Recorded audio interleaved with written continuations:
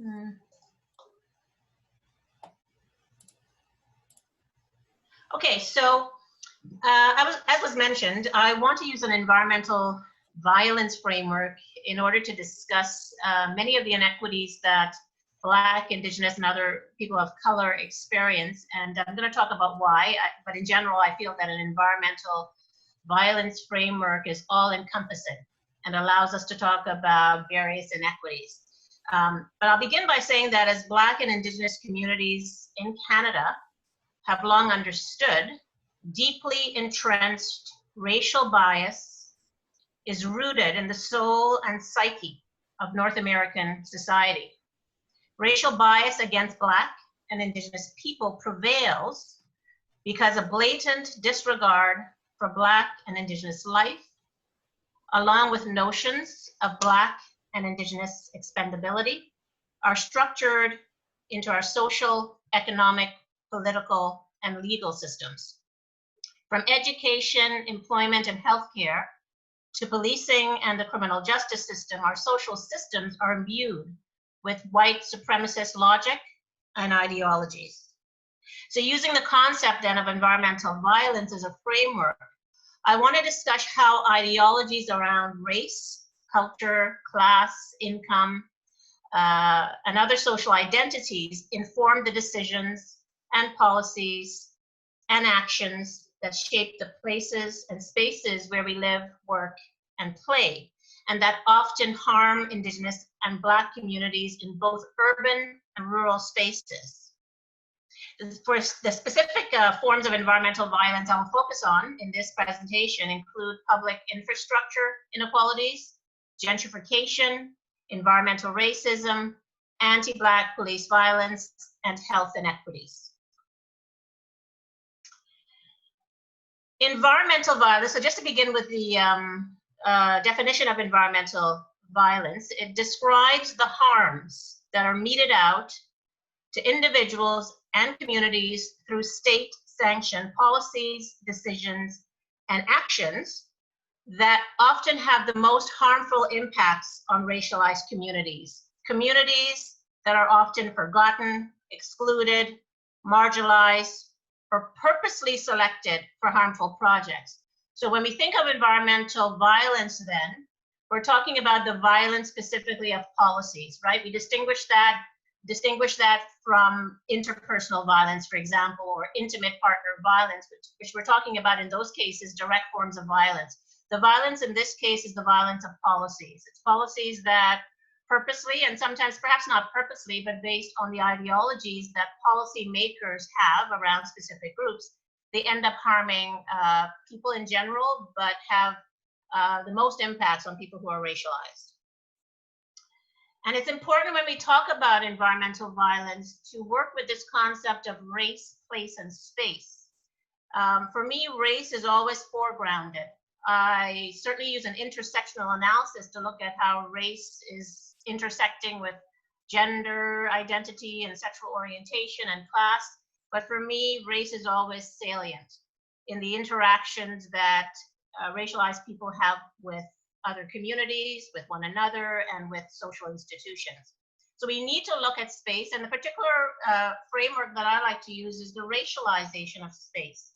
Author George Lipsitch, who is a professor in the Department of Black Studies at the University of California, Santa Barbara, uses this term called the racialization of space.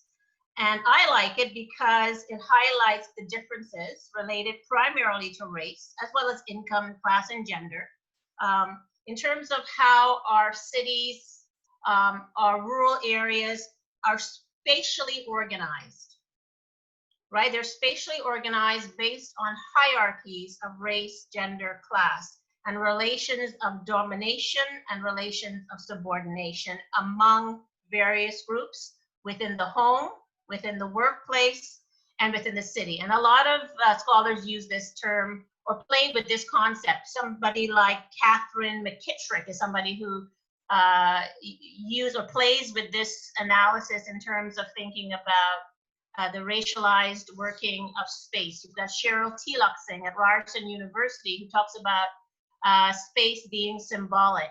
and not necessarily concrete, the idea that space is always under construction. So you've got a lot of scholars who work with this idea of race in space, and I think it's a really important concept for the work that I do. Environmental violence manifests in a number of ways. So I'm going to give you a few examples. In the theft of Indigenous lands, in the formation of neighborhoods segregated by race, income, and class, in so-called neighborhood revitalization projects that gentrify low-income racialized areas by bringing in new businesses and housing and high-priced condos that gentrify low-income racialized areas, in the disproportionate placement of polluting industries and other environmentally dangerous projects in primarily Indigenous and Black communities, and we refer to that as environmental racism, and also in poor public infrastructure decisions that determine where we put our highways, our streets, and our waste in and out of cities. Environmental violence is a term that I first came to know while reading through a really fantastic report by Consmo and Pacheco from 2015. And that report is called Violence on the Land, Violence on Our Bodies, Building an Indigenous Response to Environmental Violence. And when I was reading that report, I assumed it was all about environmental racism. And then I fell in love with it because I said it's not just about environmental racism. They're not just talking about industry, they're also talking about all of the harms that are meted out to Indigenous communities and specifically Indigenous women through policies. They talked about poverty. They talked about missing and murdered Indigenous women. Income insecurity and poverty, as I said, food security, environmental racism. They talked about all of the inequities that Indigenous people, and particularly Indigenous women, experience and the impacts on their social well-being, their economic well-being, and their health. And I thought this is a great concept to play with, because not only can I talk about environmental racism, but I can talk about all the other inequities, because ultimately they're all interconnected, right? Years ago when I started my project, I was just looking at environmental racism, not necessarily connecting it to other inequities. And as I continued on, I realized that everything is actually really connected. Environmental racism, although it seems very distinct, is connected to policing. And policing is connected to housing, and housing is connected to what's happening in our education system with respect to racialized groups. It's how you make those connections what's important. And I think environmental violence provides me with that framework. So Consmo and Pacheco in their report look specifically at culture and self-determination, trauma and dispossession, divisions in families and communities, sexual, domestic, and family violence, child removal, the abduction and murder of Indigenous women, human trafficking for both labor and sexual exploitation, increased rates of incarceration, increased drug and alcohol use, mental illness, suicide, reproductive health issues, cancer, and other illnesses. Great framework that allows you to talk about all those issues. The racialized nature of environmental violence then that is perpetrated against Indigenous communities and Black communities provides me then with a very useful entry point to discuss the socio-economic, the socio-political, and the health impacts of public infrastructure inequalities, built environment inequalities, gentrification, anti-Black and anti-Indigenous police violence, and environmental racism. What I'm going to start with right now is public infrastructure inequalities. So environmental violence then allows me to specifically pinpoint how public infrastructure and the built environment are shaped by race, culture, socioeconomic status, social class, rural and urban residents, and other social factors. As you probably know, public infrastructure refers to the human-made or modified physical surroundings in which people live, work, and play. And this includes housing, roads, transit design, and transportation, walkability, bikeability, parks, waste, and pollution and contamination created by industry. So for example, studies show that North American cities, underprivileged populations, and racialized people have disproportionately less access to trees and other vegetation than more affluent groups. In Canadian cities like Toronto, Vancouver, and Montreal, public infrastructure inequalities manifest in low-income households, having limited access to the benefits provided by vegetation. When we think specifically about Montreal, we think of the social geography that is characterized by residential patterns that show the persistence of socially and materially privileged inner city communities over the past century. Social spaces in Montreal have been historically divided by English and French groups. So generally, the east of the island and the former industrial areas to the southwest of downtown are primarily working class Francophone districts, whereas Anglophone populations have been disproportionately located in the wealthier inner city neighborhoods. In Black communities in Nova Scotia, most of which are rural, so we have a very different population here in Nova Scotia, as you probably know. When you think of Toronto and Montreal, you know, Black communities tend to live in the central areas. They're not necessarily located in rural areas, but in Nova Scotia, we have a historical African Nova Scotian community that's been there for over 300 years, and they're living in kind of out of the way, isolated, rural communities, not completely rural. I would say it's a mix, but we refer to them as isolated in many ways, and there are about 54 of such communities in Nova Scotia. So public infrastructure issues are experienced in very different ways in rural Black communities. So when I think about the rural communities here in Nova Scotia, I think of public infrastructure inequalities such as environmentally hazardous landfills near to Black communities, for example, in Shelburne. I think of zoning bylaws that have shrunk community boundaries in Lucasville almost in half, which is another African Nova Scotian community. I think of Cherrybrook and Lake Loon, another African Nova Scotian community that lacks a community center. All of these are public infrastructure issues or access to public infrastructure that these communities experience very differently. And in many ways, they are experienced in ways that are unjust. Emerging studies indicate that the natural outdoor environment has a beneficial impact on health. So a lot of people often don't see the connection between public infrastructure inequalities and health. And we know that the built environment is a social determinant of health, right? So the public infrastructure issues are social determinant of health.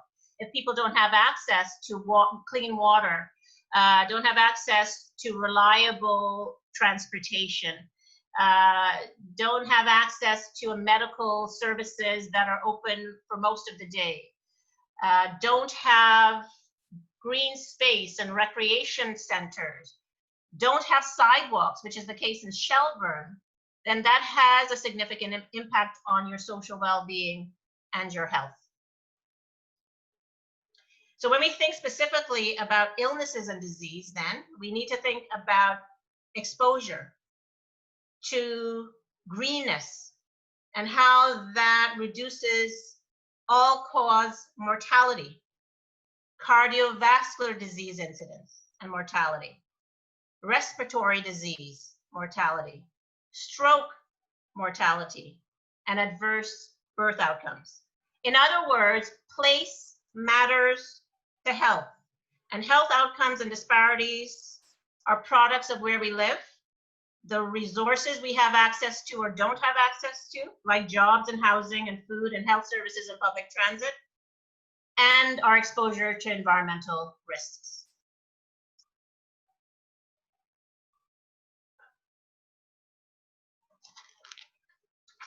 Gentrification is its own thing, but it's also another example of public infrastructure inequities. So it manifests in many ways in public policy decisions, just like every issue I'm going to talk about.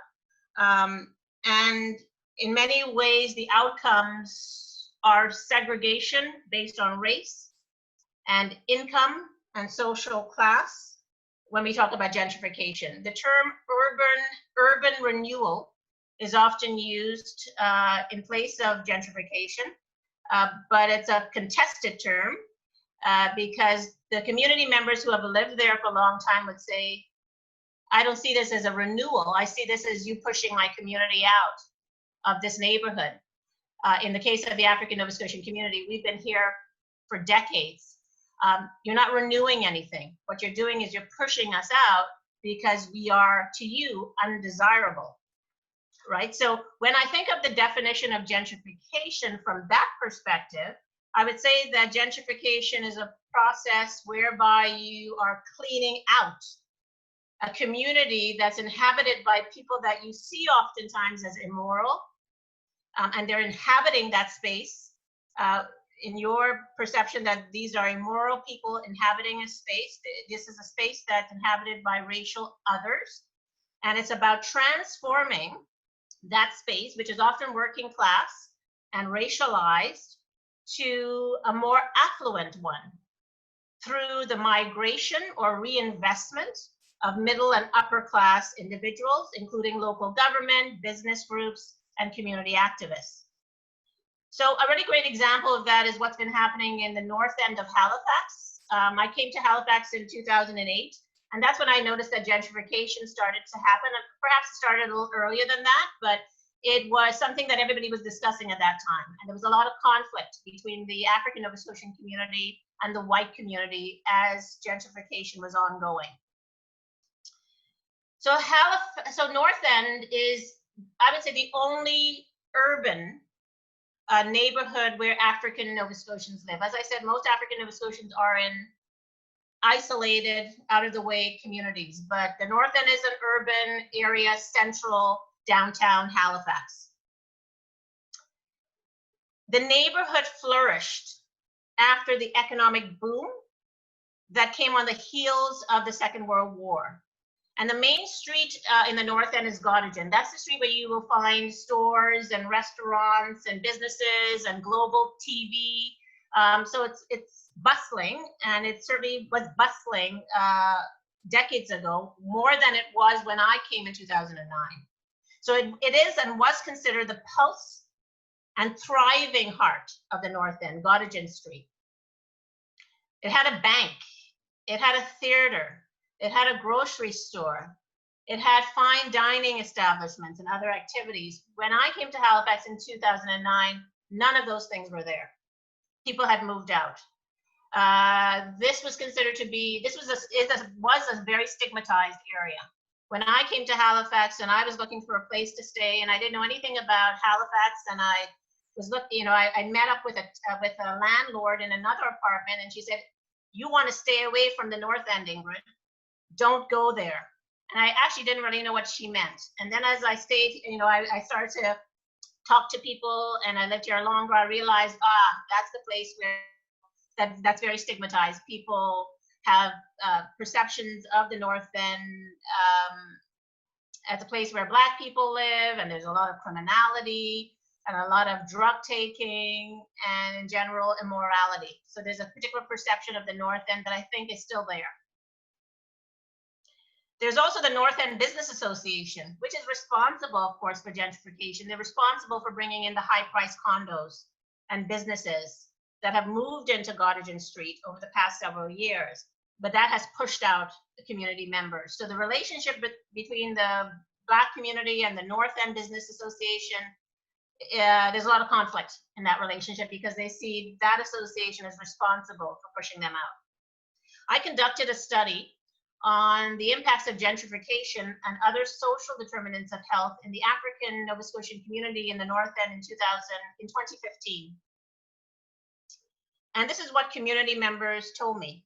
They said, there's currently a lack of representation of the Black community members in the new businesses in the North End. So while they're bringing in new businesses, which is great, we are not part of those businesses. We are not being hired. They should be hiring from the community, but they're not doing that. They talked about the loss of various resources that were mainstays in the community. So people were talking about the past, and they said, we used to have a community center where we as Black people used to gather. We used to have social spaces where we got together. We used to have clubs. None of those things are there. So that sense of cohesiveness and solidarity is no longer there. We're all doing our own things and we don't even know each other anymore. I used to be able to sit on my, outside my home and say hi to everybody who walks past me because I knew who they were, and now I don't know anyone. They talked about the lack of affordable housing. This is a significant issue for them. I can't live there anymore. I can't buy one of those condos.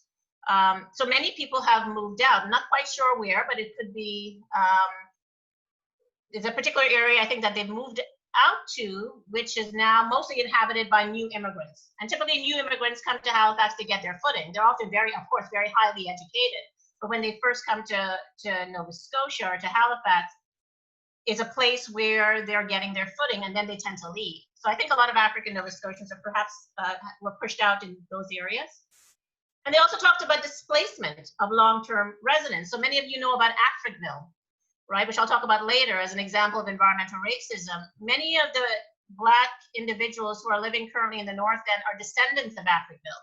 So when they were expropriated out of Africville, they were pushed into the North End, but they were pushed into Uniacke Square, which if you think the North End is stigmatized, then Uniacke Square is even more stigmatized because that's where people think, drugs and criminality occurs in Uniacke Square, in that small area in the North End.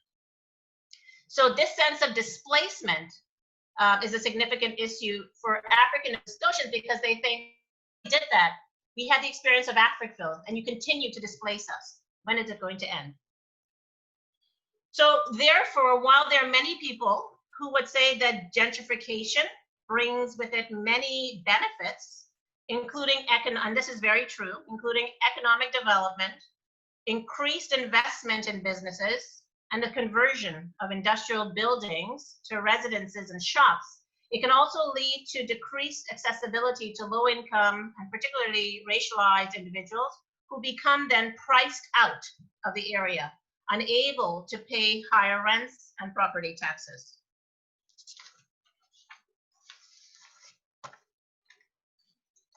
Well, what does policing have to do with all of this? Well, I see a connection. Because in the places and spaces where Black and Indigenous people live, work, and play, they are often subjected to environmental violence in the form of surveillance, control, like carding and street checks, over policing and police brutality. So when I think of a place like the North End, how is it connected to anti-Black and anti-Indigenous policing? Well, it's those spaces that tend to be stigmatized. Right? And those are the individuals who are most subjected to police brutality. So you see all the connections? That gentrification is an example of public infrastructure inequalities, but within those spaces that are gentrified, the individuals who live there who are typically racialized or Black or Indigenous are subjected to other forms of environmental violence because we know, as I said, that environmental violence manifests within the policies and decisions that hit people on the ground, right?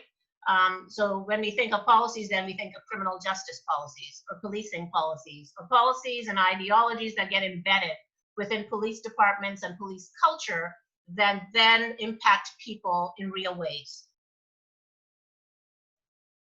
The criminalization of Black and Indigenous people by law enforcement is, as we know, rooted in longstanding racist myths that implicitly associate Black and Indigenous bodies, and especially Black and Indigenous men, with deviance, aggression, violence, and criminality.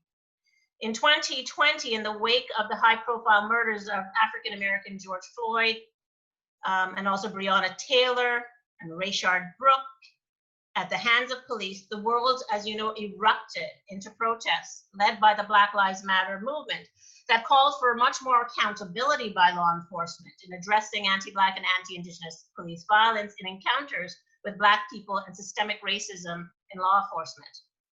So there were, as you know, calls to reform the police, to defund the police, to abolish the police, all very distinct issues.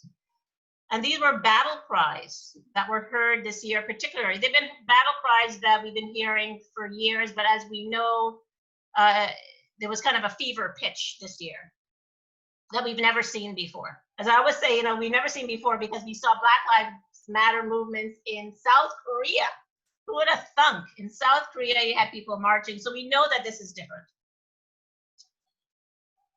Closer to home in Canada, people also galvanized and took to the streets with similar demands in response to fatal encounters between Black and Indigenous people and the police over the last several years, many of them occurring during wellness checks. So that's another issue around mental illness. Many of the stories that we've heard about anti-Black and anti-Indigenous police brutality were around, a family member or friend calling the police because they thought that their friend or their family member was in danger because that person was suffering from suicidal ideation or other mental health problems. So the issue must also be contextualized within police checks and mental illness. So in June 2020, Chantel Moore, an Indigenous Canadian woman, was shot and killed by New Brunswick police in Edmundston, who were called to perform a wellness check on her. In May 2020, Regis Korchinski Paquette, a 29-year-old Indigenous Black Canadian woman, was struggling with mental health problems, and she died after falling off her balcony during her encounter with Toronto police, after her family called 911 to request a wellness check. And in Montreal, in June 2017, Pierre Corleone, a 58-year-old Black man who was struggling with mental health problems, was fatally shot by Montreal police at his home after 4 police failed to subdue him with a taser, plastic bullets, and a baton.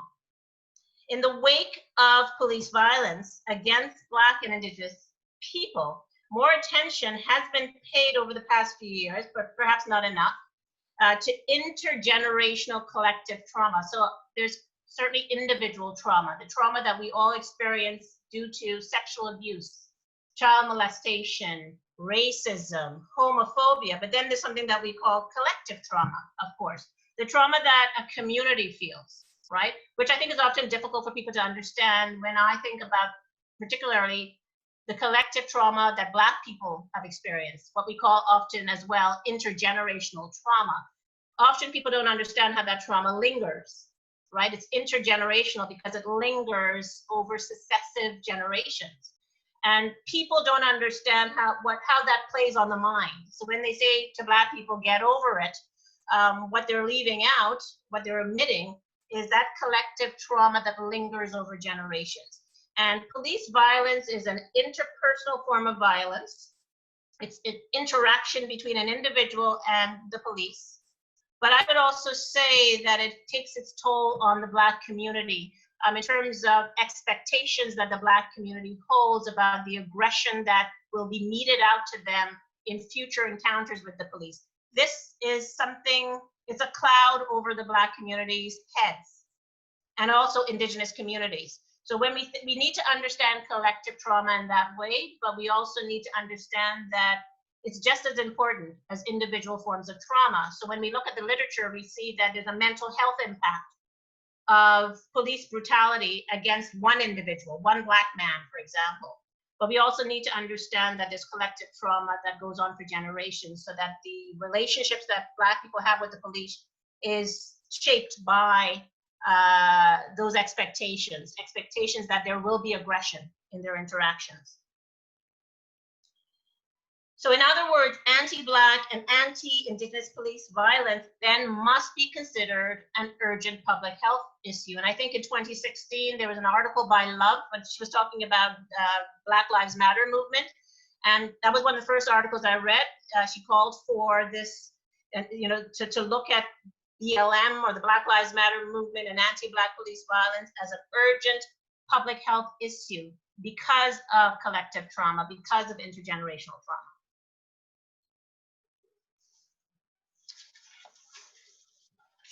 Environmental violence.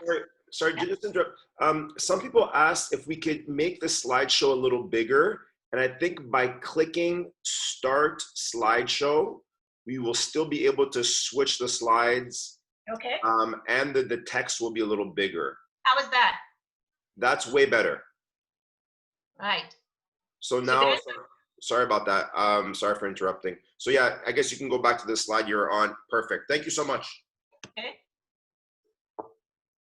So environmental racism is another great example of environmental violence, because environmental racism manifests in environmental policy. It starts with the policies and actions that happen within departments of environment.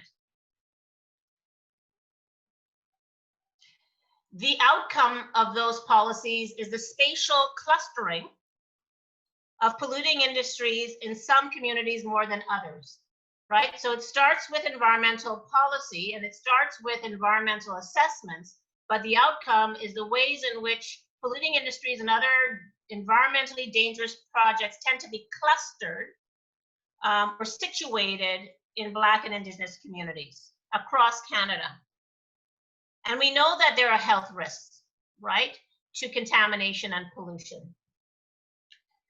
There are various studies over the years that have looked at the relationship between toxic burdens and health and found that these are the most common health issues impacting these communities: cancer, upper respiratory disease, cardiovascular disease, reproductive morbidity, including preterm births, allergies, skin rashes, abdominal pain, temporary liver dysfunction, and seizures. But first, before I go on, what is environmental racism? Because when I started the project, that was a question that I got all the time in Nova Scotia. I'm happy to say that I don't get it anymore, so I think I've done my education. Well, I'm not completely done, but I still get a few people. But boy, when I started this project in 2012, you know, that was a question I got from journalists and from community members. What's that? How can the environment be racist? I don't get it. Well, let me give you a really great definition.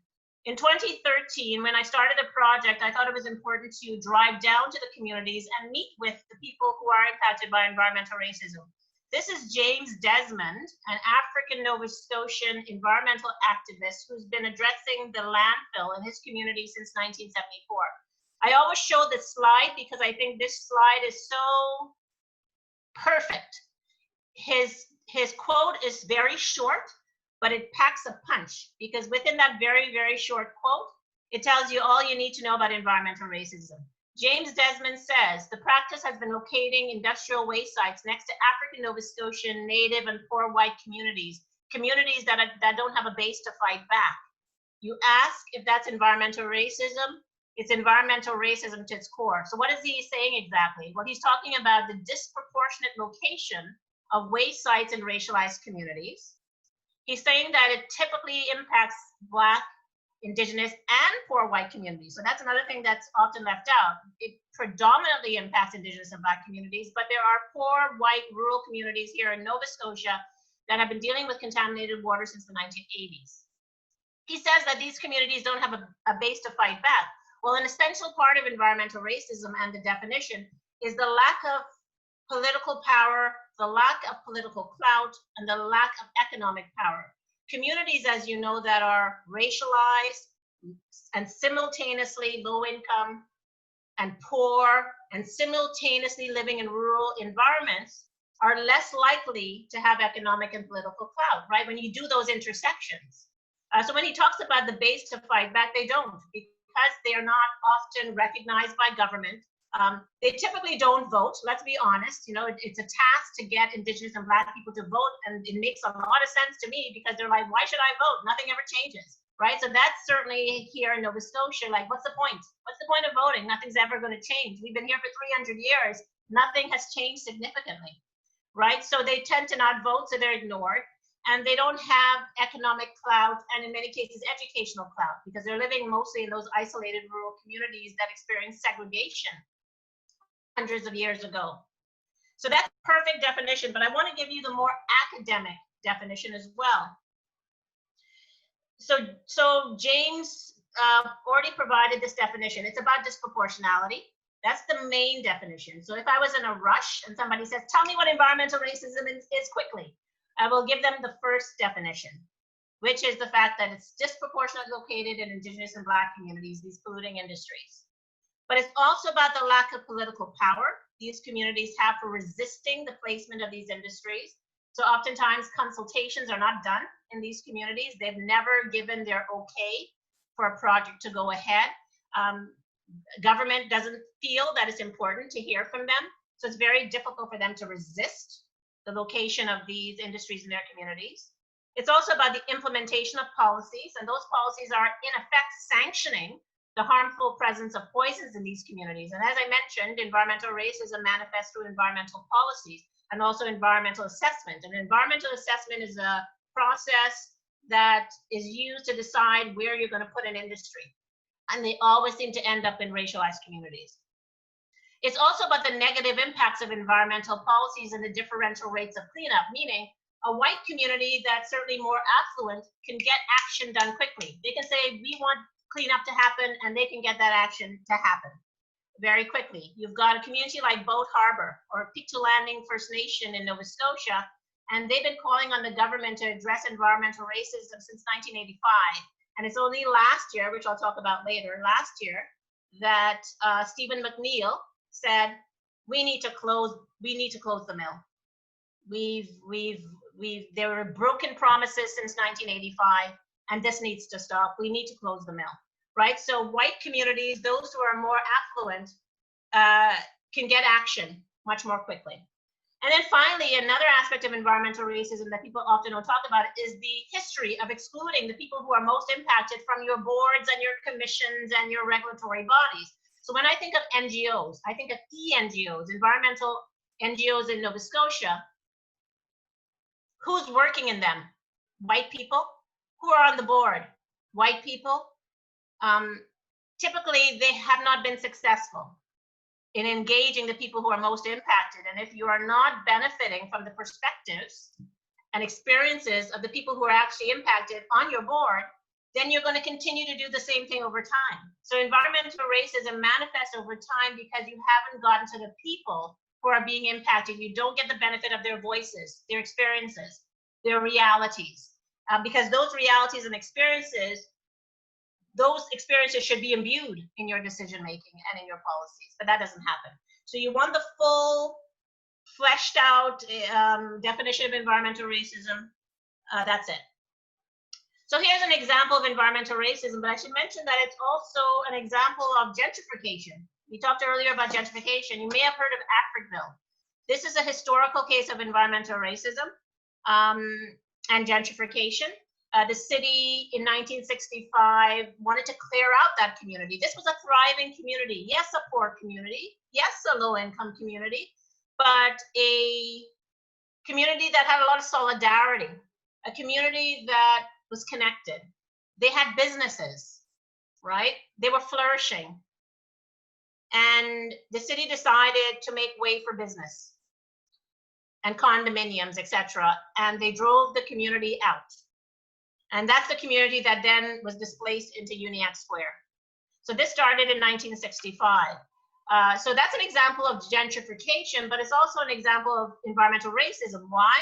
Because what that rezoning did in its wake was leave a lot of environmental hazards and toxic burdens.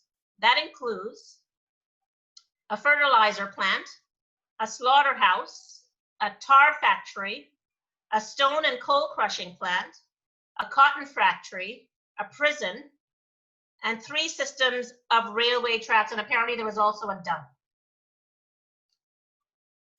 Lincolnville. So you met James Desmond earlier, the environmental activist. So this is Lincolnville, and this is the dump that's been there since 1974.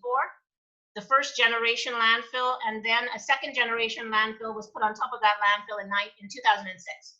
So the community was hopeful all these years that they're going to get rid, or they're going to redirect this landfill. I don't know where, but as long as they take it out of our community. But what happened, and which was disappointing to the community, is that they didn't redirect it. They put another landfill on top of it.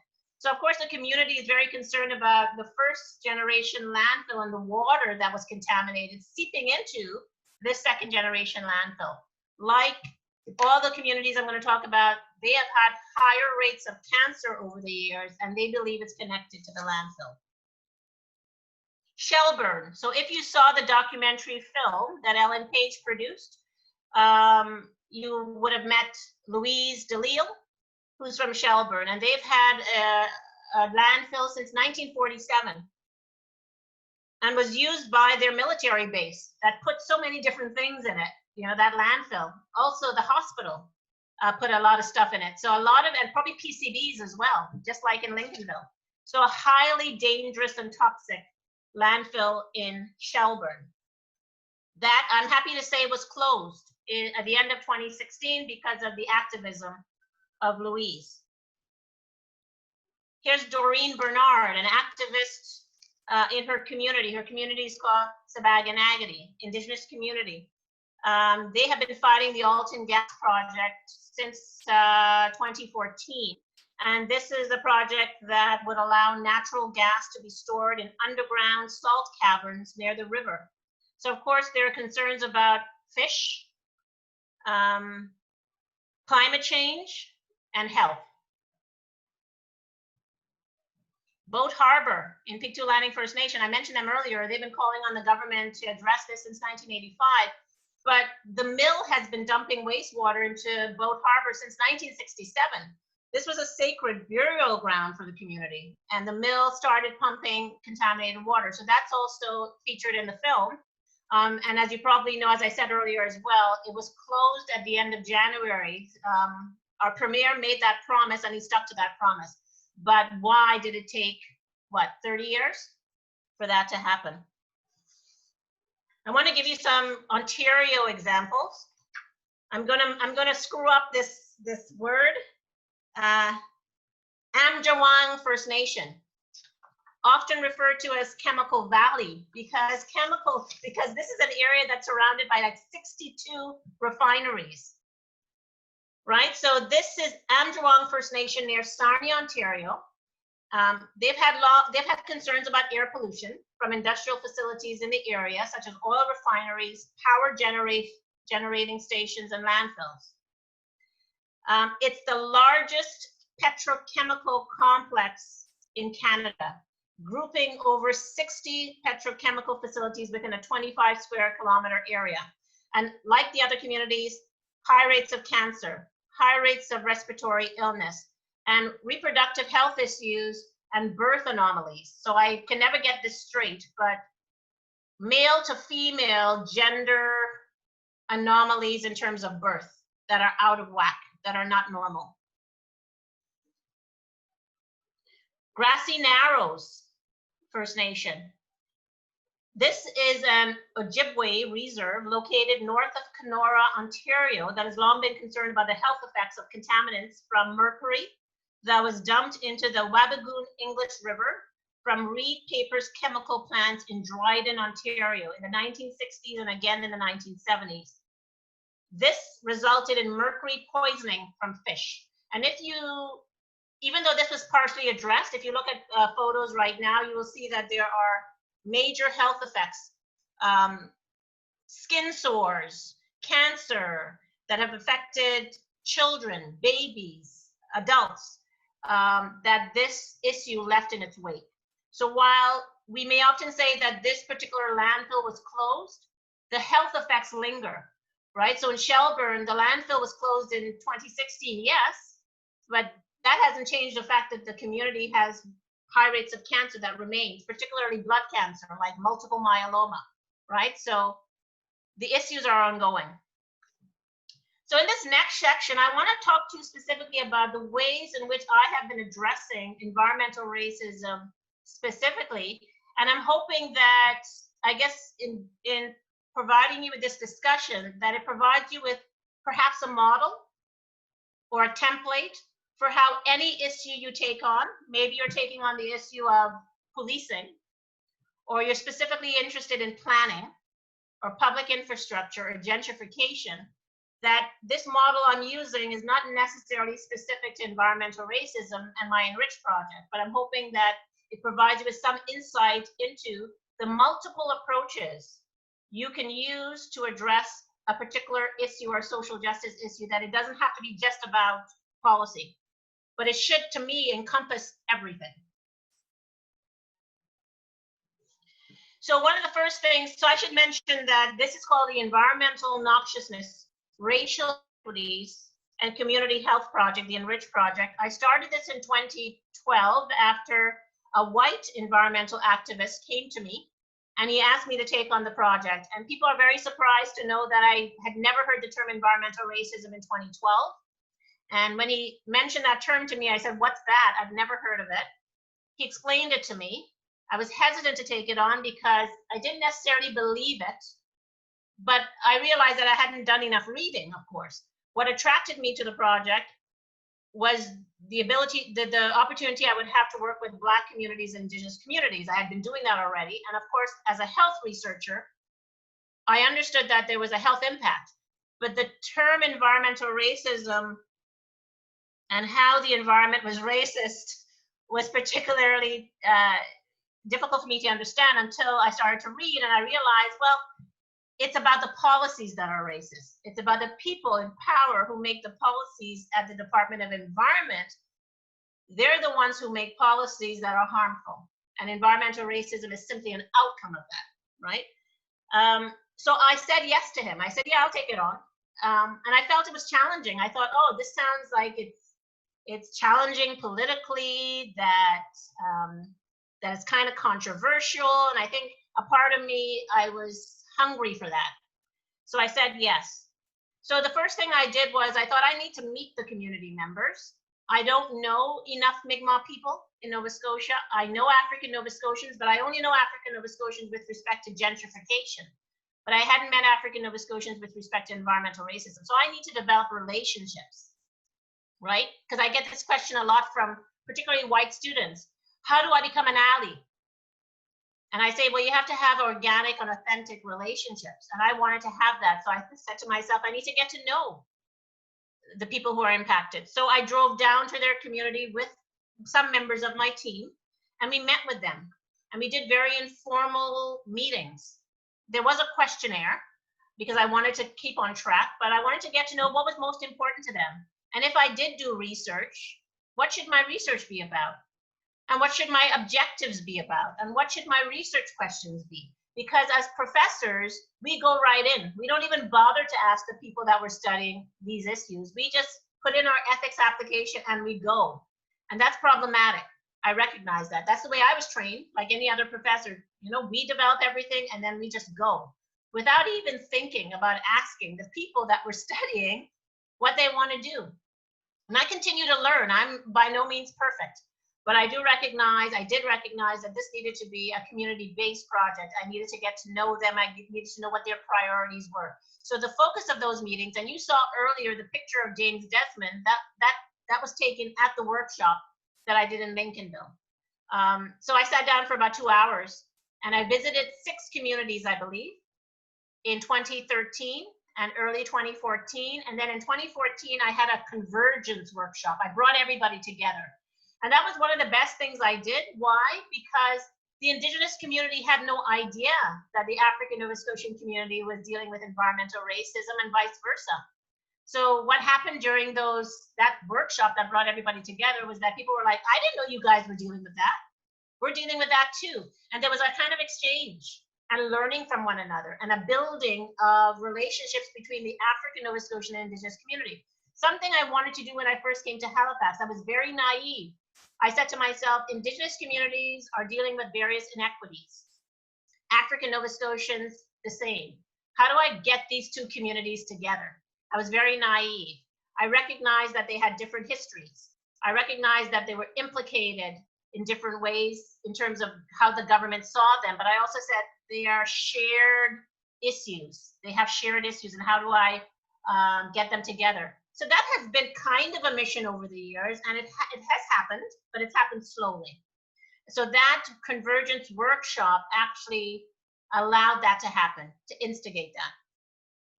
So I've had many engagement events over the years at the Central Library here in Halifax.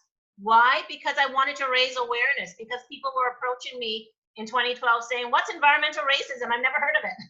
And I said to myself, I'm going to squash that. I'm going to raise awareness about this by holding public engagement events. I am going to speak to the media, television, radio, whatever I need to do. And now that term environmental racism is in the lexicon in Nova Scotia. I can't speak for the rest of Canada, but in Nova Scotia, people are like, oh yeah, no, environmental racism. They all know what it is, most of them, right? So that's work that I was committed to doing and that I continue to do. And what I always do as well is I bring both communities together, right? So Whenever I hold an event, I'm bringing the Indigenous community together with the Black community. I don't hold events where there's just Black people. I hold events where there are both communities, and I try to do the event from different perspectives. I want to have a politician. I want to have an activist. I want to have a policy person. I want to have a community leader. What you're looking at here is an event, my favorite event that I ever held in 2015. And the woman who's standing is the woman that I owe much to. Her name is Lenore Zan. She's an MP, and she was responsible for introducing the first environmental racism bill, which I helped develop with her in 2015. She's now an MP, and I'm going to talk about it later, but we've created a federal bill that she's going to put forward in the fall of this year. But I owe so much to her because she's the first, and I would say the only politician in Nova Scotia who has really been committed to my work and to trying to get legislation passed. In the Black dress is Doreen Bernard, who you saw walking along the Shubenacadie River earlier. She's been fighting the Alton Gas Project. Next to her is a policymaker, Caroline Wright Parks, an African Nova Scotian. The woman in the blue, like James Desmond, she lives in Lincolnville with the landfills.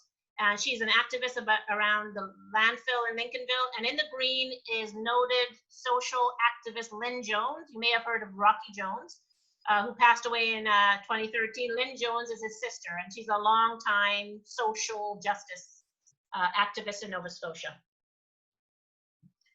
I'm a scholar, so I have to provide evidence, right? It's not enough for me to hold all these events and then not publish. So this is my book. You may have heard of my book, There's Something in the Water, Environmental Racism in Indigenous and Black Communities. This was published in April of 2018. And this book is very much based on my community-based approach, my experiences, challenges, and successes, but there have been a lot of challenges. So my challenges conducting the Enrich Project. I share stories of environmental struggles over the past several decades of the communities, Indigenous communities and Black communities. And in the 5th chapter, I talk about health, because I am a health researcher, so I provide a structural determinants of health lens on how these issues impact health. So scholarship, writing for journals, writing a book is key. When I visited Nova Scotia Department of Environment in 2013, and I hadn't really published that much, one of the policymakers said to me, Dr. Waldron, you keep saying that this is a health issue. You keep saying that people have cancer, but where's your evidence? Do you have anything to back that up? So I said to myself, I need to write a book. I need to write a book so I'm able to provide people with evidence, because the truth is, if you don't have evidence, then you're not taken seriously. This has been particularly exciting for me. This is an NGO I co-founded in 2017 with environmental scientists. So I was just showing you that slide, that 2015 event that I held. And in the audience was a geologist. And he contacted me the day after the event, and he said, I liked your event. However, what are you doing that's practical and applied for these communities? Ingrid, I'm not taking anything away of what you've done. Legislation is great, Ingrid. Research is great, Ingrid. But what tangible things are you giving to the community? And of course, my natural inclination was to get defensive. Because I'm thinking, I'm doing so much. What more does this man want from me? Does he know how much I'm doing? But I kept my mouth shut, and I thought I would listen to him. So I said, well, what are you suggesting? He said, well, we need to give them something tangible. We need to provide them with a win, because a win will keep them on your project, but make them feel that they're working towards something. So I said, well, what are you suggesting? He said, well, have you ever thought of doing water testing? You're telling me that these communities don't know what's in their water. They don't know what contaminants are in their water. Why don't we provide them with that information? So I said, I'm a sociologist. I don't know anything about water testing. You're asking me to do that. He said, yeah, but I'm a geologist. I can help you with that. So we did a water testing project for Lincolnville in 2016, and it worked really well. We were able to test the water, train the community members to test their own water, train environmental science students to test the water, and then also write a report and do a workshop to share the findings. And we thought, this is great. This is a great blueprint. We need to develop an NGO. We need to co-found an NGO and do this mission that we had needs to be replicated. So in 2017, in the spring, we formed this NGO, and it now has charitable status. I think we got that maybe 2 months ago. And the mission of Rural Water Watch is to conduct water testing projects in marginalized rural communities. They could be white communities, but so far we've done 2 projects. We've done the water testing project in Lincolnville in 2016, and we did one in Shelburne in 2018. This is the thing that I've been most proud of because of the tangibility of it, because you're giving people something tangible with results, and also telling them how to manage their water supply. What we're planning for October 18th of this year is something that we're calling Healthy Wells Day. You need to know how to take care of your well, right? You might have a cracked well, a dirty well. How do you take care of your well? How do you keep your well healthy? Because if your well isn't healthy, then high rates of cancer and other illnesses could occur. So that's Rural Water Watch. I also started working with EcoJustice. They have offices in Toronto, Calgary, and Vancouver. I started speaking with them in 2016 with respect to Lincolnville. I wanted to know how they can help me. I just needed somebody to help me with respect to legal remedies.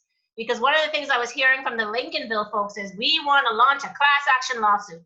This is not right. We've been dealing with this landfill since 1974, the first and second generation one, and we want reparations. We want something. They promised us jobs when they brought the landfill here, and none of us got any jobs, but what we also got was cancer, and we want financial compensation. So I thought to myself, how do I connect with EcoJustice to figure out what legal remedies could happen? So they've been working with Shelburne and Lincolnville to look at legal remedies. I should mention that they opened up a Halifax office in 2018, which I was ecstatic about. So I wasn't reliant on the Calgary office for communication. So they've been working since 2018 with Indigenous communities, all the Indigenous communities I mentioned today, as well as the 2 Black communities, Shelburne and Lincolnville.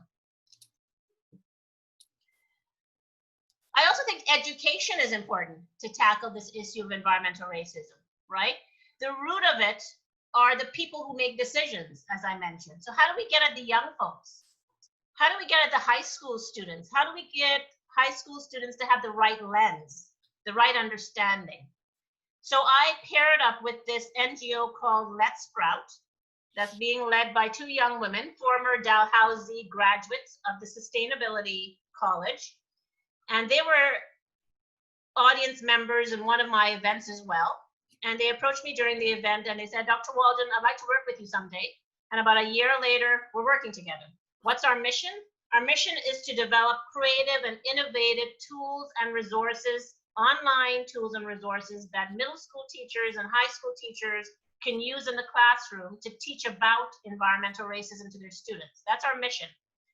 Part of that is also helping teachers, most of whom are white in Nova Scotia, how to talk about these difficult and sensitive topics, because we know that for a lot of white people, and I get it, talking about racism and all these issues is scary. You're worried that you're going to trip up. You're worried you're going to say the wrong thing, that you're facing a bunch of Black students and you say the wrong thing in the classroom. It's scary. I get it, right? So part of this project is not only developing creative tools that can share information, but also helping teachers, primarily who are white, teach this uncomfortable topic in the classroom.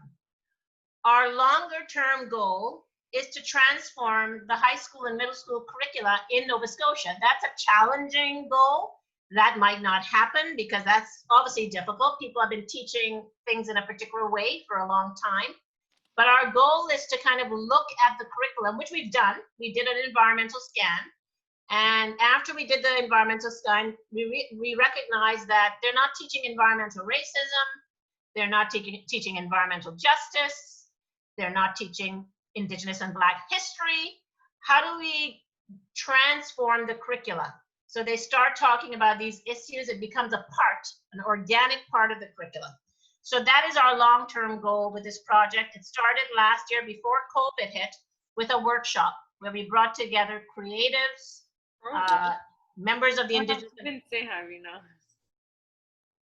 members of the Indigenous Black community to tell us what they would like to see.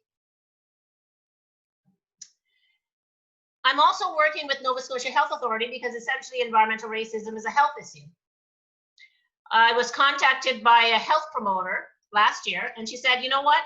You know, we need to do some workshops in the Black community because I think they're not really connected to the issue of climate change. How do you want to do that, Ingrid? So we decided that maybe a series of workshops in the Black community, in the Prestons, would be a good idea, because what I have found doing this project is that while the Indigenous community is kind of very connected and interested in environmental issues, I'm sure you recognize that in Montreal as well and other parts of Canada, that the Black community takes a bit more effort, right? The Black community, for them, policing is an urgent issue, education is an urgent issue, jobs, right? So that means that environmental issues tend to get left by the wayside, I find. So I have a feeling that a lot of people who are doing the work I'm doing have recognized that getting the Black community on board is challenging. So with Nova Scotia Health Authority, we are looking to do, once the COVID issue dies down, looking to do workshops connecting climate change impacts to the social determinants of health, as well as environmental racism and the social determinants of health. At the same time that the health promoter contacted me in October of last year, environmental professionals at this organization called Climate Action Services also contacted me, and they said, we want to do some workshops in the African Nova Scotian community. I said, this is great. I was just contacted by Nova Scotia Health Authority, and they want to do the same thing. Why don't we all join together instead of doing separate projects? So we agreed. Once again, COVID hit, stopped us in our tracks, but we, probably spring of this year, we were set to go into the communities and start doing these workshops. What I like about Climate Action Services is that they've already done workshops in the Indigenous community that was successful. So they already have a template, they have a blueprint. So what they were going to do is use that blueprint and modify it and do it for the African Nova Scotian community. We had already identified a seniors group in the African Nova Scotian community that is extremely interested in these issues. That was a bit surprising to me that a seniors group wanted us to do climate change workshops, but we're going to go with it because once again, we have a partner, right? So we need to go with it. Another aspect as a professor, of course, training students. Students are our future. Students in environmental science, students in sociology, students in geography, students in health, students in planning, students in environmental science, students in environmental studies, students in law. I can't tell you how thrilling it's been for me over the past 8 years to get students from all those departments I just mentioned at Dalhousie and other departments outside of Dalhousie coming to me wanting to learn more about environmental racism. This has been thrilling for me, the opportunity to mentor and train students in diverse disciplines, but also to learn from them, right? I'm not an environmental scientist, I'm a sociologist, so I've learned from my environmental science students. So this has been thrilling, and it also signals to me how interdisciplinary environmental racism is, because students and professors in any department has kind of a vested interest in this topic because they can see themselves in it. Why would a law student be interested? Well, a law student is interested in the legislation. Why would a nursing student be interested? Well, they're interested in health. Why would a planning student be interested? Well, they're interested in environmental racism, and because environmental racism is a planning issue. Where you decide to put a landfill is a planning issue. Why would a political science student come to me? Because they like the legislation and the politics. So what I've learned over the years is that everyone has a place in this project, and training and mentorship is key because these students are our future. And what I love to see is that the students that I have come to know are grappling with the right language. Colonialism and settler colonialism and capitalism and all the sexy words that we're using today, they have a language that our politicians right now don't have. And as I said before with my education project, the future leaders, decision makers in the environment departments across the country, they're going to be headed up by these students. So why don't we give them the correct language, the correct analysis, the correct conceptual frameworks now, so that they will make a different decision, so that Boat Harbor will not happen again, that it wouldn't take 30 years for Boat Harbor to close. This is my hope, that these young people are our future. Media, essential. Media raises awareness, of course, but it also recognizes that people learn in different ways. I understand that people may not want to read my book, right? I wrote that book with a lot of love and passion, but not everybody wants to read a book. Not everybody wants to read my reports. Not everybody wants to read my journal articles. So people learn in different ways and they want to receive information in different ways. So I have made use of multimedia. This is a fun part of my project for me. I am open to using everything and anything. Radio, podcasts, storytelling maps, digital, online that you will see on my website. As you know, documentary film, everything to get my message across. In academia, we have a term called knowledge mobilizing. It means that you don't just share knowledge or disseminate knowledge, but you use it to mobilize people because you want people to act. So perhaps somebody's not going to act by reading my book. Maybe they'll act because they saw somebody on TV talking about environmental racism, right? So being open in your projects to the multitude of ways in which you can mobilize people to action through social media and traditional media, for me, is key. One of those ways, of course, is the documentary film. Here is Ellen Page. It was a shock to me.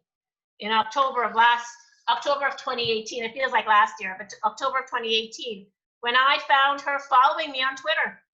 I didn't know it. I woke up one morning, went onto my page, and somebody by the name of Ellen Page was following me. Didn't connect it to the actress. I don't think I followed back. I'm ashamed to say. I always take a while to follow back, right? Because sometimes if you're a Black person doing work on racism, you can get attacked, right? On media, on social media. So I'm always very cautious when I see someone following me. I wait a bit. So with her, I waited a bit. 2 weeks later, I came back to my Twitter page and noticed that my Twitter page was very active, that somebody was promoting my book, that everybody was talking about my book and talking about environmental racism. I traced it back up. It was the same Ellen Page. I said, could this be Ellen Page, the actress? And it was. I reached out to her on Twitter. I DM'd her. And I said, I would like to thank you very much for promoting my book and for supporting my work. And she said to me, I would like to use my platform to support your book, your work, and the women and the people on the front lines of environmental justice organizing. And we connected by phone the week of Christmas in 2018, and we started to talk about what we needed to do in order to raise awareness, but also to help people to mobilize around this issue. We came to the decision to create a film. And we were not thinking of TIFF. We were not thinking of film festivals. We were thinking of 15-minute clips that we would post on Twitter. And she came up in April of 2019, and she filmed me first. And then over the course of 6 days, she went to each community and filmed them. This is what you call rogue filmmaking. This wasn't supposed to be fancy. So, you know, one of the criticisms I've seen about our film, and basically it's been very positively received, but one criticism was, oh, the film looks so raw. And I'm like, yeah, it is, because it wasn't supposed to go to TIFF. It was supposed to go on Twitter, right? So it is a very raw film that was filmed over 6 days with one camera. They didn't bring any fancy equipment. And then I went back to her mom's home here in Halifax, and she said, I want you to look at some clips, Ingrid. And I looked at it and I said, well, we've got people crying and people are emotional. I don't think putting it onto Twitter is going to do this justice. Why don't we think about a feature film? Why don't we think about 70 minutes? And everybody was like, yeah. And I said, we need to think about, because I'm very much a go big, go home type of person. Like, what's the point of doing this if we're not going to want to make some real change? So I said, well, you know, we can think about Toronto Film Festival. We can think of the Berlin Film Festival. We can think of all these film festivals, because the Toronto Film Festival is the most prestigious, most important film festival in the world now. It brings people from all over the world. If we really want to make an impact, why would we post this on Twitter only? We want many people to see this from every corner of the world. So everybody agreed, and we rushed to finish the film. When we got it in, I think in August of 2019, and it was screened at the Toronto International Film Festival, September of 2019, and the Atlantic Film Festival that same month. and the Peterborough Film Festival and the North Bay Film Festival and the Windsor Film Festival. And we got invitations for Vancouver, and we were looking at other film festivals, but we decided to stick with what we had. And the response has been really great. What I wanted, the response I wanted, which was the women in the film are inspiring. And that's actually what I wanted. That's the main thing. I wanted awareness. I wanted people to know what's happening in Canada, but I also wanted to inspire people. So this is the red carpet at TIFF, where we all gathered. And as you know, it's now on Netflix, starting on March 27th. And of course, this is great. This is perfect knowledge mobilizing because, you know, I'm new to Netflix. I have to say that I only started on Netflix last year, so I'm a bit of a newcomer to it, but I recognize that Netflix now is all over the world. I don't think I realized that last year, right? In almost every country, not all. But once again, going back to knowledge mobilizing, if I want to create awareness, if I want to inspire, if I want to have a global impact, then what better way to do that than through Netflix? And the response has been great. The great thing is, and the bad thing is, I get a lot more requests to do a lot of things now, and I know that's a good problem to have, you know, podcasts and presentations, and it's been overwhelming, and I can't do all of it, but basically it's what I want. I want to create awareness. I want this issue to be addressed in some way. I pointed out Lenore Zann earlier. She was standing up at the event in pink. This is her. As I mentioned, we developed an environmental racism bill in 2015. And as I said, that bill was refashioned and modified in February of this year as a federal bill. The other bill in 2015 was a provincial bill. This is a federal bill on environmental racism called C-230. And it was introduced in the House of Commons on February 26th of this year. And of course, COVID then hit.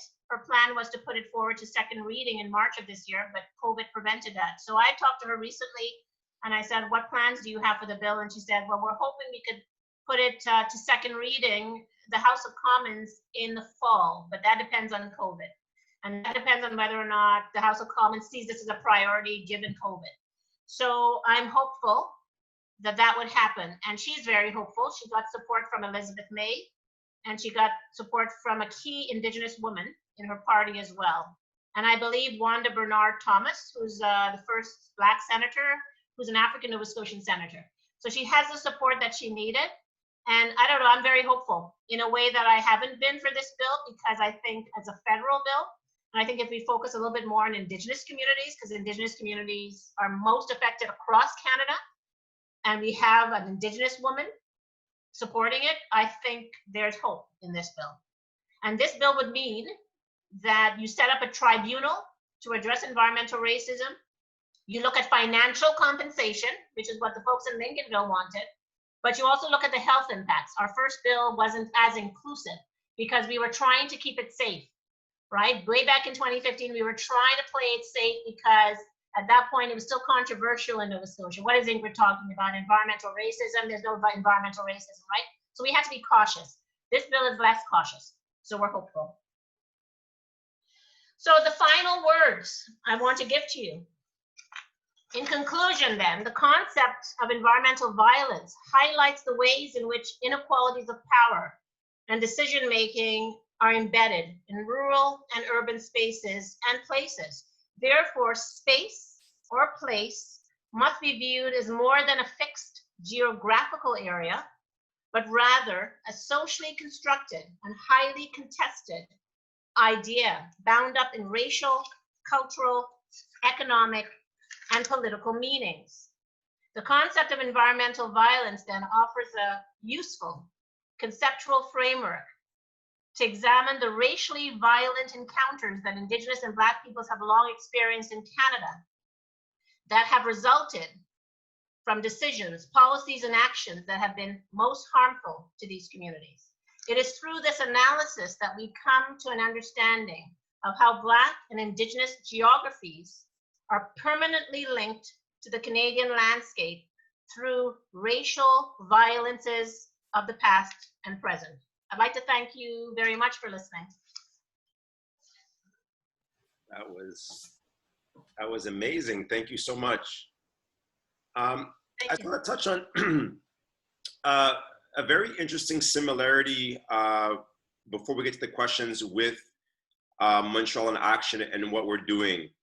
And you mentioned the blueprint, and it would be great if you can touch again on the blueprint of how to take an idea and move it to an actual tangible, concrete change. And that's something that we've thought a lot about. And I kind of want to reiterate that for those of you who caught on to that idea, whereby if there is an issue of environmental racism, for example, and there's a landfill here in Montreal North or in Saint Michel, and it's by using the political, by using the cultural, the creative, and media, and all of these different modes of change, bringing them together and actually having a tangible change at the end of the day. I think that was incredible, and I'm very happy that the thing that you outlined and that policy blueprint, if you will, and using all the intersecting disciplines, whether someone is in philosophy or sociology or political science, all of those disciplines interconnect to solving an issue like environmental violence. And I think that was very important. And for those of you who are listening, I think that if you're thinking about advancing change, know that even if you happen to be white or any other ethnicity, if you will, and regardless of your discipline, you can always contribute to a specific issue and Yes. bring your own lens, and using all of the different variety of methods. Even we have at Montreal Action people who write op-eds, people who do short film, people who do social media, other people who are experts in policy. And I am very, I would say, inspired by the fact that you're using all of these organizations and all of these strategic partners to have a concrete change. And then the fact that you were asked, hey, what concrete measures are you taking? And you ended up going to have the water testing initiative. I think it's phenomenal, and it's encouraging because it's the same reflections we've had at Montreal in Action. I just want to mention that because there's a lot of similarities in terms of the reflection and the action. And I would want to ask you, did you ever standardize that kind of that thought process or that structure? Is there, what we're building right now is a toolkit that effectively outlines how to take an idea, for example, there's a landfill, and how do you move it through this democratic, legal, social, and cultural world that we're living in? Have you taken any opportunities to actually outline that so you can kind of give it to an organization and say, hey, this is a toolkit or a blueprint that you can follow to take an idea from the birth to the end? I haven't done that. That's a great idea. I did write a journal article on the Enrich approach. I called it the Enrich approach because I have to be honest, as I've been doing this project, I wasn't seeing what I presented to you today because everything was happening kind of organic. And what's interesting is that I would say the first thing that I would say is that I never say no. So somebody says to me, Ingrid, I want to meet with you in your office. I want to talk about your Enrich project. I have some ideas. And it's very easy to say no because I'm very busy. So I would say the key is to say yes. Because if I said no to Fred, the geologist, I wouldn't have Rural Water Watch, right? So as I've been going on with this project, I didn't recognize that there was a bit of a blueprint or pattern. It was probably only about 2 years ago. I was like, there's some sense to this madness. I'm seeing something. You mentioned policy. I wouldn't say it's policy. I would say the legislation is policy, but I would say the education is education. But yes, they all intersect. Yeah. I recognize that policy, I cannot put all my eggs in one basket on policy. So I kind of disagree that it's policy because I was waiting for so long for the legislation to pass. It still hasn't passed. So I got frustrated and I said, well, I'm going to attack this through education. It's connected to policy, but it's its own thing. Yeah. So I haven't documented it. I have a journal article that outlines it that I published in 2018, but that would need to be updated because I've done different things since then. but I love that idea. How do I take a project from an idea to what I described? Well, I would say that, first of all, you have to be open to help. And if somebody offers to help and comes from a different discipline, entertain it, because it was easy for me to say, I'm a sociologist, blah, blah, blah, and he's an environment, I don't see where he fits. But I said yes to him because I thought water testing, something immediate, yes, this is exactly what I need. I would say the other thing is recognize that some things aren't going to happen immediately, because you said to me that I have concrete changes. Yes, in some areas in water testing, but legislation, no. You know, I've been patient. The whole issue of environmental racism is a long-standing issue. I wouldn't say I've solved the problem, although maybe I have, because Boat Harbor closed, the mill closed. Ellen Page bought a well for Shelburne. They closed their landfill. Alton Gas, they won their approval this year, which I didn't mention, in April, right? They said a few years ago, you have not consulted with us. We don't want this project to go ahead. The former environment minister said, you did enough consultations. You can start this project. And this year in April, the judge said, actually, no, the former environment minister is wrong. She didn't do proper consultations. The Alton Gas and the government of Nova Scotia have to go back to the community to do proper consultations. I see that as a win. Now, I do wonder why that happened all of a sudden. Why did all these achievements, Ellen Page bought the well in the amount of $25,000 for Shelburne, and all the successes I told you about happened after the film came out, in a way, or after TIFF. And of course, there's what the community has done. I'm not going to dismiss that. And of course, my project has brought awareness. So I think everything combined resulted in the successes. So while I haven't solved environmental racism, I would say that we've had key successes just in the past, just since December, which is very strange after decades. And I have to question why that is. So I think it's everything that everybody has been doing culminating into all of that. But you have to recognize that some things aren't going to happen quickly, right? So you have to be open and patient to that. Teams are important, but also the community members are important. You are probably building on something that somebody has already done or is currently doing. To go into communities and think that you are inventing the wheel is problematic. So in order to see success, or to take something and make it tangible, is to build on something that is already happening, and then using your expertise and your networks, because what some of these communities don't have is what I have. As a professor at Dalhousie, I have networks and friendships with environmental scientists, and I have all these professional networks that they don't have access to. So what do I bring? I bring my networks, I bring expertise. Not that they don't have expertise, but you also need to recognize that you're building on what they've done. And then break the issue down into pieces, because it can seem overwhelming. The issue of police brutality is a long-standing, huge issue. Is there a piece of it that you can take and work on that would lead to a bigger change, right? So I took a piece, water testing. It's a piece of environmental racism. It's not going to solve environmental racism, but it's part of it. And it's addressing a key issue for the community, because ultimately that's what they care about. Cancer, my health, contaminated water. With all the other stuff I talk about, that's at the base, that's what they're worried about. So in terms of concrete steps, build on what has happened, what has been done, respect the community members who have done it, see how you can expand on it, develop relationships with people in different disciplines, because I recognize that there's gaps in my knowledge, right? As a sociologist, I can talk about capitalism and colonialism and all those things, but I can't test water, right? So bring in team members who can fill in the gaps of your knowledge. Don't get overwhelmed by the broader issue. Take a piece of the issue. So if it's about street checks, you know, there's a group here in Nova Scotia that formed a month ago. They're looking at just defunding the police. They've taken a piece of that and seeing whether or not they can work with the police on the language and what that means. And then recognize that mobilizing, community mobilizing and mobilizing of students is also essential in how you do that. And Balarama, you do that well. You do that better than I do, right? So petition signings that have to not stop.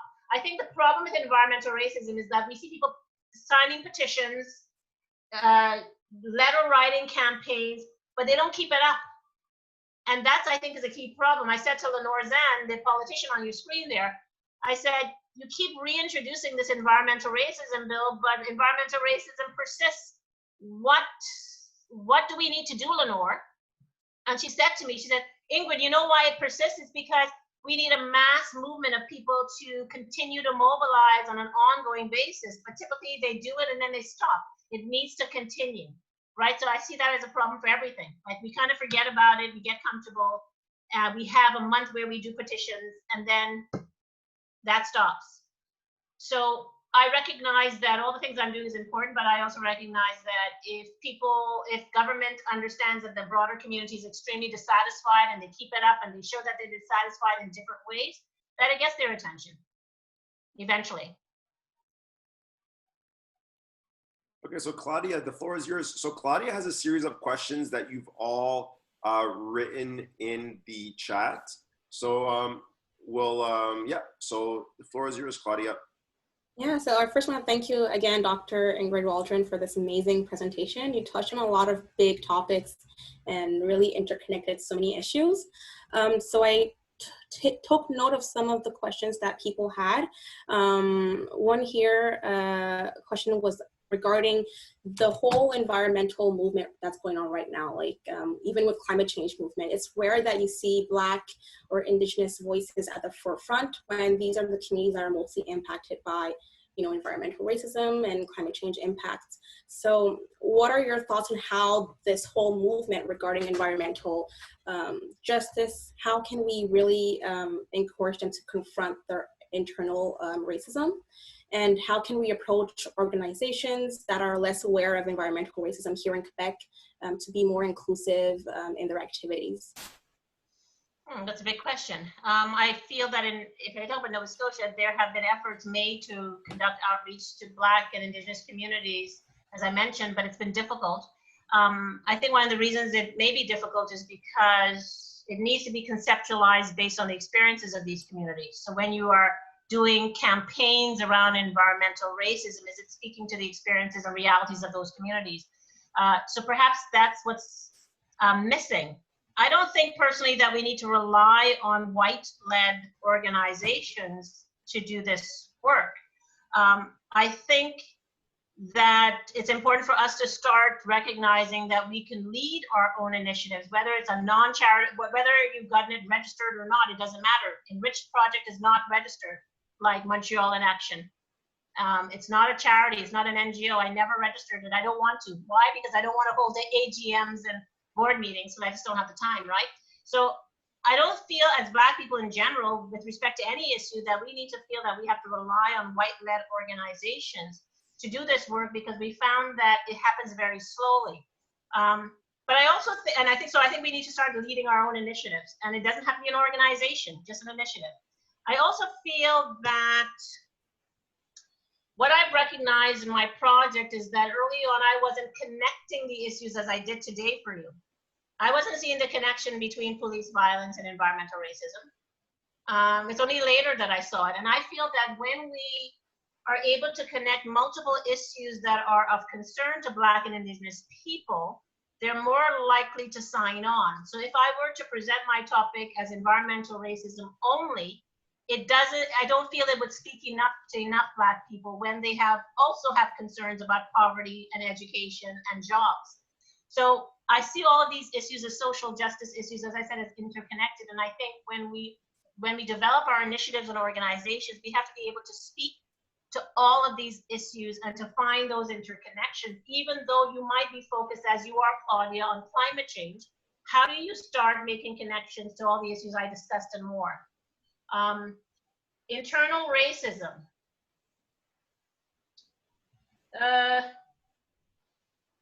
It's not an issue that I've come across. Are you talking about internal racism, for example, among Black people? I think the question was geared towards organizations that are leading the whole environmental movement. Okay. So I think of the Ecology Action Center in Nova Scotia, which is our main environmental organization. I was on the board for between 2015 and 2017. And one of the things I tried to do is to try to bring forward, although they were recognizing that this was an issue, an environmental justice framework and environmental racism. And they invited me to be on the board because they wanted that perspective. And my role, I felt, was to always make sure that I'm inserting these issues when we were having our board meetings to allow them to recognize the importance of foregrounding the communities that are most impacted. It was challenging at times. There were very uncomfortable board meetings at times when I got frustrated. And I know it takes a heavy toll on racialized people to have to always do this, but I saw this as my role. I'm going to, if it's uncomfortable, I'm going to bring up the fact that you're not focusing on Shelburne. You know, we had a conversation at one board meeting, and I just kind of stopped the meeting and I said, we're talking about the new building. You know, they have a beautiful, fancy building that was constructed that was eco-friendly, and they spent about an hour talking about the building. And I got frustrated, and I said, so we spent the last hour talking about this beautiful building that now houses the Ecology Action Center, but the folks in Shelburne are concerned about their contaminated water. Are we going to start talking about that anytime soon? And everybody got uncomfortable. And I know it's uncomfortable, but we need to be able to speak our mind during these meetings. However, as Black people and Indigenous people, we get tired. It takes a toll. So once again, I believe with respect to any issue, why are we relying on white-led organizations to do this work when we can form initiatives ourselves based on our perspectives and our relationships? Isn't that what Montreal in Action is about? Right? That's what the Enrich Project is about. We can do it. We just need to have the confidence. So I think it's time that we stop relying on white people to do this work for us. So we had a question here from Matthew Chapman. He was wondering what demands can we do to hold our respective city halls more accountable and ensure that they take concrete actions towards addressing environmental racism in our cities. For example, here in Montreal, communities that are mostly Black, Indigenous, or low income don't have a lot of green spaces. And there's a lack of funding that goes towards those communities to ensure that they are able to have access to green infrastructure. So how can we hold our cities more accountable to make sure that they are taking action? It connects a bit to what I said earlier, that we need to be consistent and persistent, and I don't see that. I can't speak for other issues, but when I think of environmental racism, I guess in Nova Scotia, being persistent and consistent and coming up with a very organized plan that works over time is key, regardless of the issue. And people get tired after a while. So I think, first of all, you have to find the key players, the people that you've built relationships with, that you know are team players who are going to do the work and who are not just in it because it's a fancy topic for the day. You have to have a really good, well thought out action plan, and a list of course, politicians that you have befriended that you think will take action. So, you know, I have kept close to Lenore Zan over the years because I know she's the person that I can put some of my hope in order to address this issue, and she hasn't really disappointed me. She's done what she could where she could, right? So find those key politicians who will listen to you. Develop an action plan, a campaign that includes multiple components. So it's awareness raising, it's petition signings on websites, it's letter writings to MPs and other politicians. It's making creative use of social media and keeping that up in a persistent way. I think of a campaign that I did for the Enrich Project in 2015. It didn't get me what I wanted, but the campaign was successful, if that makes any sense. And I haven't done it since, but I have a page on my Enrich Project, and I wanted to save Bill 111, the first environmental racism bill, because I heard it wasn't going to go forward. So I said, how do I save this bill?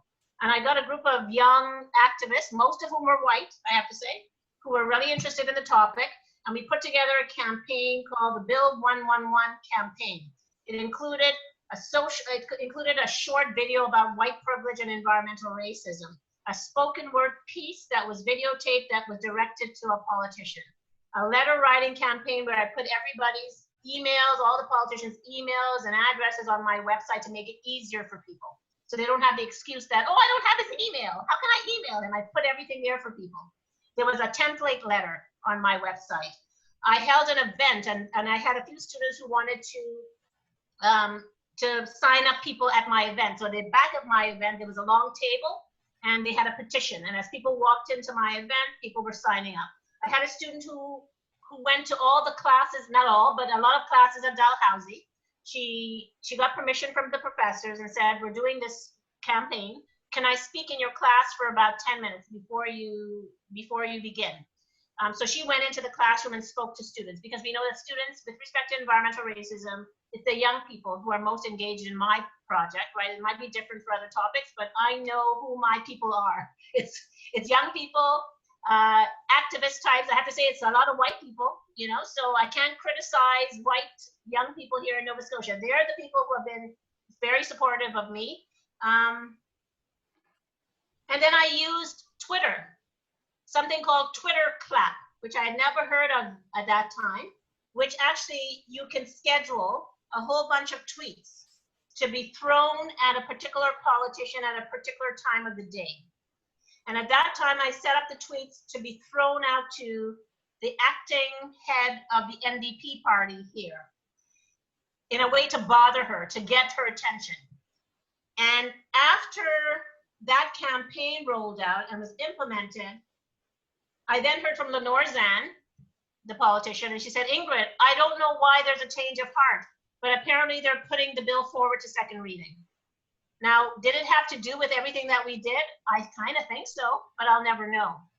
Right, so it worked in a way. I mean, the bill is still sitting on the table. It never turned into legislation, but we got it to second reading, and it happened immediately after that campaign, right? I got, you know, that Twitter thing was sent to the acting head of NDP, and I happened to run into her outside Province House, and I said good morning to her, and she barely said good morning to me because she probably thinks Ingrid Waldron is a bit of a pest.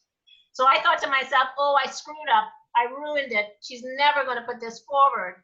And then I get a call from Lenore Zan saying, I don't know what changed Maureen's mind, Ingrid, but it's going forward to second reading. So yeah, I was a bit of a pest. She looked at me discontented. She's probably thinking, there's Ingrid the pest. But I got her attention. And she was the one who put it forward. So it was, I keep saying, it was a successful campaign, although it didn't result in what I wanted, which was legislation. So I think, and I brought on so many different people to help me, volunteers, people who are passionate.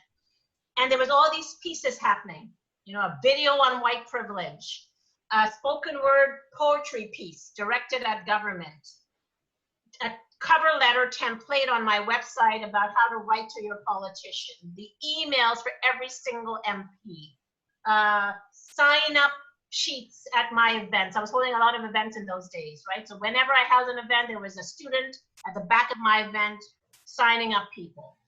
Twitter, social media, I used everything. And it worked to some extent.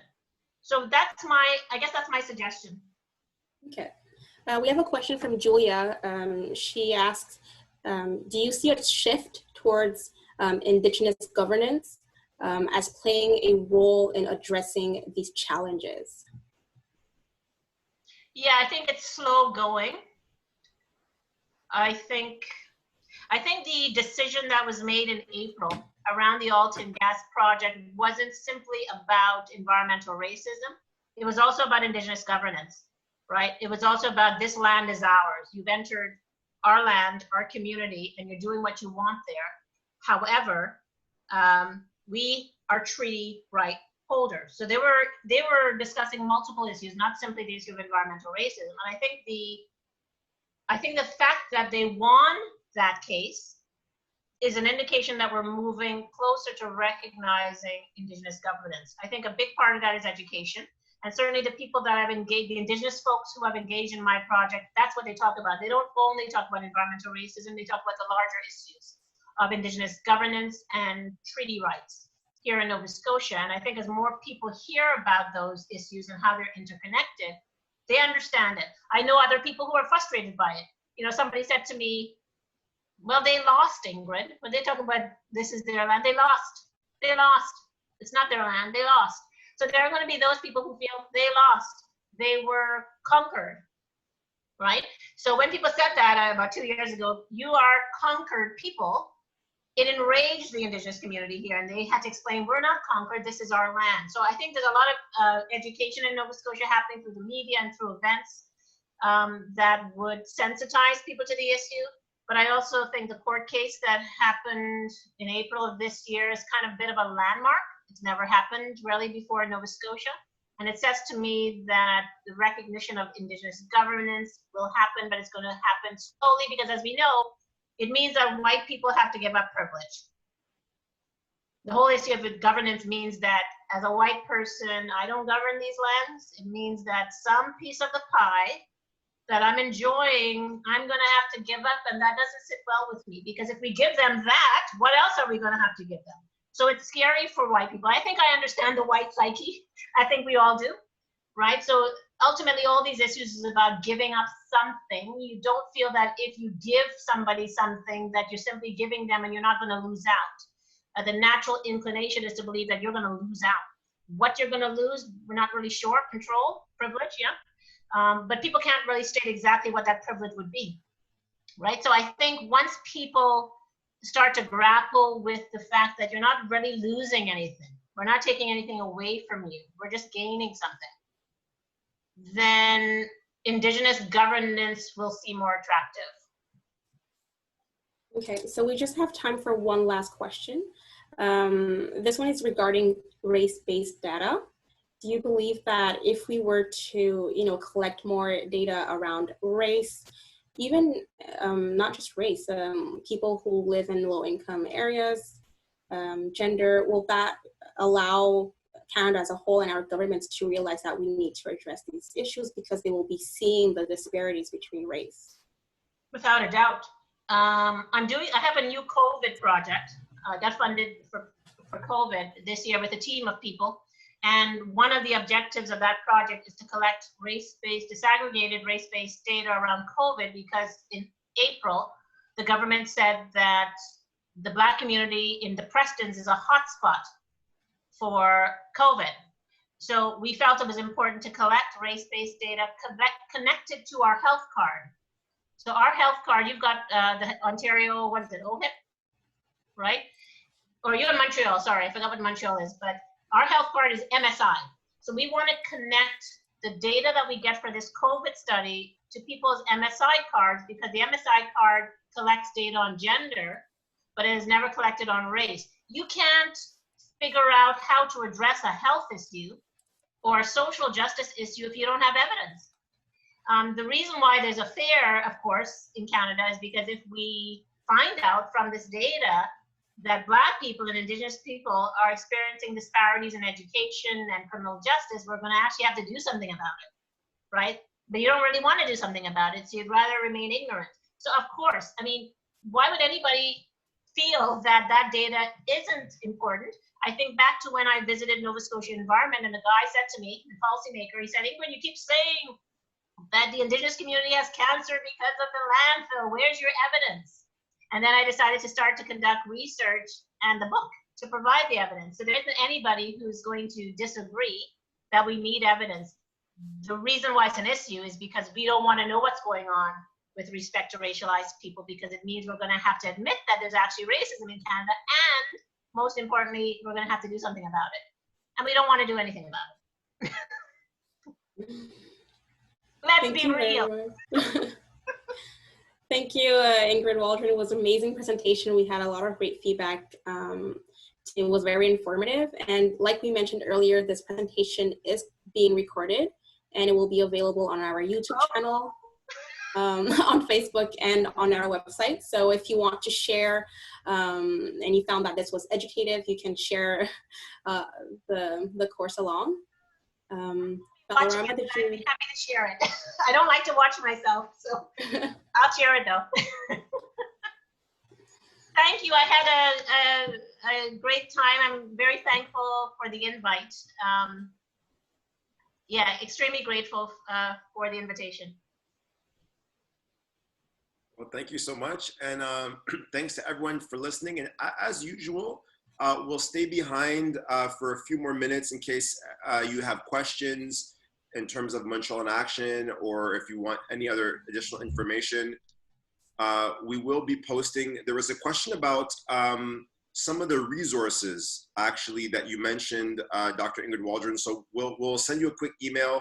There was a few peer-reviewed research that you mentioned, and we had some questions on that. But we will post everything on our website, and also you can follow Montreal in Action on Instagram and Facebook for any additional information. But yes, Doctor, thank you so much for this great presentation.